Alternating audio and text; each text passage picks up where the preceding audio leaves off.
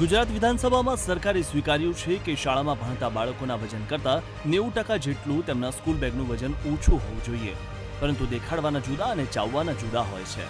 સરકારના ચોપડે તો બાળકોના સ્કૂલ બેગમાં વજન ઓછું જ છે, પરંતુ આજે વીટીવી ન્યૂઝની ટીમ રિયાલિટી ચેક માટે વડોદરાની MS યુનિવર્સિટીની એક્સપેરિમેન્ટલ સ્કૂલમાં પહોંચી તો અહીં સ્કૂલ બેગના વજન જોઈ અમે પણ ચોંકી ગયા। અહીંયા અમે રિયાલિટી ચેક કરવા માટે આવ્યા છીએ કે બાળકોના વજનના દફતરનું વજન કેટલું હોય છે। આપ જોઈ રહ્યા છો કે કાંટાની વ્યવસ્થા છે। આ દીકરો છે એનું 4 કિલો ને 200 ગ્રામ વજન છે, એટલે એની જે હાઇટ અને એના વજન પ્રમાણેનું તો બરાબર છે, પરંતુ અન્ય વિદ્યાર્થીઓનું પણ ચેકિંગ કરીએ।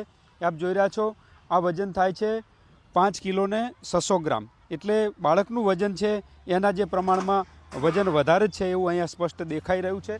વધુ વિદ્યાર્થીની પણ અમે ચેકિંગ કરીએ છીએ કે કેવી રીતે વિદ્યાર્થીઓનું ભણતર છે ભાર વગરનું થશે। અહીંયા 8 કિલો ને 400 ગ્રામ વજન કાંટામાં દેખાઈ રહ્યો છે, એટલે બાળકના વજનના પ્રમાણમાં આ થેલાનું વજન વધારે છે। અન્ય વિદ્યાર્થીઓનું પણ અહીંયા અમે રિયાલિટી ચેક કરીએ છીએ કે શું કહી રહ્યા છે, એમનું વજન કેવી રીતનું થાય છે। આપ જોઈ રહ્યા છો કે બાળકનું 7 કિલો ને 600 ગ્રામ વજન થઈ રહ્યું છે, એના જે દફતરનું છે। બાળકની હાઇટ અને બોડી, કેમ આટલા બધા પુસ્તકો લઈને આવે છે બેટા? કેમ આટલા બધા પુસ્તકો લઈને આવે છે? દફતરનો ભાર નહીં લાગતો? ના, એટલે આમ દુખે તો ખરી, મેડમ બોલે પણ। તો કેટલા પુસ્તકો લઈને આવે છે? બધા જ વિષયના? ના, અમુક ઘરે અમુક લઈને આવું। તો આટલું બધું વજન કેમ થાય છે દફતરમાં? વર્કબુક, નોટબુક, ટેક્સ્ટ બુક, એટલે તમામ જે વર્ગ હોય છે, જે તાસ હોય છે, એ પ્રમાણેના પુસ્તકો મંગાવવામાં આવે છે ને એના કારણે વિદ્યાર્થીઓના દફતરનું વજન છે વધારે જોવા મળી રહ્યું છે। રાજ્ય સરકારે વિધાનસભામાં સ્વીકાર્યું છે એના કરતાં પણ વધારે વજનનું દફતર છે વિદ્યાર્થીઓ લઈને આવી રહ્યા છે। એક્સપેરિમેન્ટલ સ્કૂલ છે MS યુનિવર્સિટીમાં, ત્યાં અમે આ રિયાલિટી ચેક કર્યું। અહીં સ્કૂલ બેગનું મહત્તમ વજન ધોરણ પ્રમાણે 4 કિલો સુધી હોવું જોઈએ। તેની સામે દરેક બાળકોના સ્કૂલ બેગમાં 6 થી લઈને 9 કિલો આસપાસ વજન જોવા મળ્યું, એટલે કે અહીં ભણતરમાં ભાર જ ભાર છે।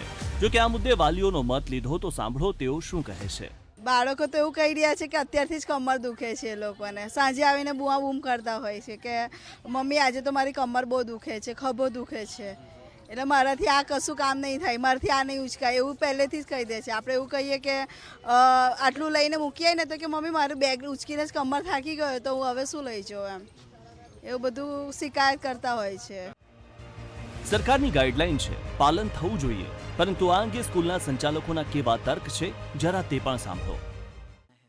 पर बहुत बार ऐसा होता है कि बच्चे मोस्टली घर जाके चेक नहीं करते हैं और वो जो लाना है टीचर ने बोला है वो तो उन्हें याद रहता है, लेकिन उसमें से निकालना क्या है वो उन्हें नहीं याद रहता।